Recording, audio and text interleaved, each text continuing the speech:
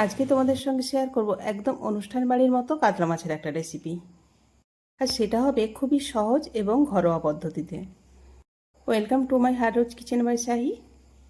এই সহজ রেসিপিটা বাড়িতে কিভাবে বানিয়ে নেবে ঝটপট দেখে নাও। এই রেসিপির জন্য 5 পিস কাতলা মাছ নিয়েছি। এই কাঁচা মাছটা ভাজার জন্য কিছু মশলা আমি মাখিয়ে নেব। পরিমাণ মতো লবণ, কালারের জন্য হলুদ গুঁড়ো, কাশ্মীরি লঙ্কার গুঁড়ো আর 1 চামচ পরিমাণ সর্ষের তেল। এই মশলাগুলো দিয়ে হাতের সাহায্যে মাছটাকে খুব ভালোভাবে মাখিয়ে নিচ্ছি। যারা মাছ খেতে পছন্দ করে, কাতলা মাছ তো তাদের কাছে ভীষণই প্রিয়। আর বাড়িতে নিশ্চয়ই কাতলা মাছ অনেকভাবেই রান্না করেছো। বাড়িতে এই পদ্ধতিতে একবার রান্না করে খেয়ে দেখবে, একদম অনুষ্ঠান বাড়ির মতো মুখে স্বাদ আনবে।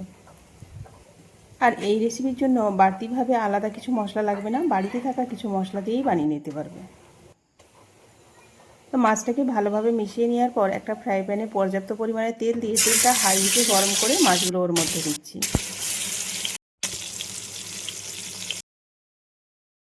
একদিক ভালোভাবে ভাজা হয়ে গেলে অন্য দিক ভাজার জন্য উল্টে দিচ্ছি। আর মাছটাকে ভাজতে দিয়ে একটা মশলা বানিয়ে নেব। একটা বাটির মধ্যে একটা বড় সাইজের টমেটো কুচি, 2টো কাঁচা লঙ্কা, 2 ইঞ্চি পরিমাণ আদা, 1 টেবিল চামচ গোটা ধনে আর 1 টেবিল চামচের সামান্য কম গোটা জিরে, সামান্য জল অ্যাড করে মশলাটা পেস্ট বানিয়ে নেব। এদিকে মাছগুলোও ভাজা হয়ে গেছে, তুলে নিচ্ছি। আর মাছগুলো আমি ডিপ ফ্রাই করে ভেজেছি। মিক্সিং জারে মশলাটা পেস্ট বানিয়ে নিয়ে একটা কড়া গ্যাসের মধ্যে বসিয়ে ওতে পর্যাপ্ত পরিমাণ তেল দিয়ে ওর মধ্যে 2টো শুকনো লঙ্কা আর 1 চামচ পরিমাণ কাশ্মীরি লঙ্কার গুঁড়ো আর পরিমাণ মতো হলুদ গুঁড়ো দিয়ে নেড়ে চেড়ে নিচ্ছি। এই গুঁড়ো মশলাটা লো হিটে নেড়ে চেড়ে নিয়ে যে মশলাটা পেস্ট বানিয়ে রেখেছিলাম ওই মশলাটা দিলাম। এই বাটা মশলাটা দেওয়ার পর গ্যাসের হিটটা মিডিয়াম করে নেড়ে চেড়ে নিচ্ছি। 2 থেকে 3 মিনিট নেড়ে চেড়ে নেওয়ার পর যখন মশলাটা খুব ভালোভাবে কষানো হয়ে যাবে, ওই মিক্সিং জারটা ধুয়ে সামান্য পরিমাণ জল অ্যাড করছি আর টেস্ট অনুযায়ী লবণ দিয়ে আরও কিছুক্ষণ নেড়ে চেড়ে নিচ্ছি।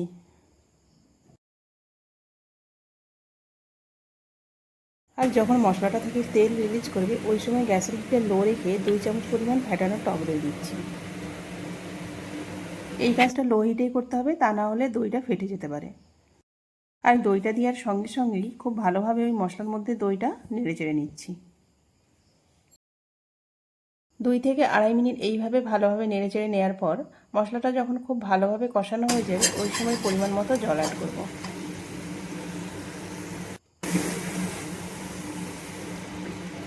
মানে মাছটা সেদ্ধ হবে আর গ্রেভিটা যে পরিমাণ রাখবো সেই পরিমাণ হিসাবেই জলটা দিলাম। এই মাছটা এই গ্রেভির মধ্যে খুব বেশিক্ষণ ফোটাবো না, ওই জন্য মাছটা খুব ডিপ ফ্রাই করে ভেজেছি আর গ্রেভিটাও খুব ভালোভাবে কষিয়ে নিয়েছি। জল দেওয়ার পর গ্রেভিটা যখন খুব ভালোভাবে ফুটে উঠবে ওই সময় ভেজে রাখা মাছটা অ্যাড করছি। মশলার মধ্যে মাছটা একটু নাড়িয়ে চাড়িয়ে 1/2 চামচ পরিমাণ চিনি অ্যাড করলাম। 1 থেকে 1.5 মিনিট ফুটে ওঠার পর গ্রেভির মধ্যে মাছটা আর একবার উল্টে দিয়ে ধনেপাতা ছড়িয়ে দিচ্ছি। ধনেপাতা ছড়ানোর পর লো হিটে আরও 1.5 মিনিট ফুটিয়ে নেব। আর ফাইনালি 1 চামচ পরিমাণ ভাজা জিরে গুঁড়ো ছড়িয়ে গ্যাসটাকে বন্ধ করব। এই রেসিপিটা কতটা দেখতে লোভনীয় হয়েছে দেখে নিশ্চয়ই তোমাদের বুঝতে অসুবিধা হচ্ছে না। খেতে কিন্তু অতটাই দুর্দান্ত হয়েছে। বাড়িতে একবার বানানোর অনুরোধ রইল। আর খুবই সহজ পদ্ধতিতে বাড়িতে থাকা উপকরণেই রেসিপিটা দেখালাম, আশা করছি তোমাদের বুঝতে অসুবিধা হচ্ছে না।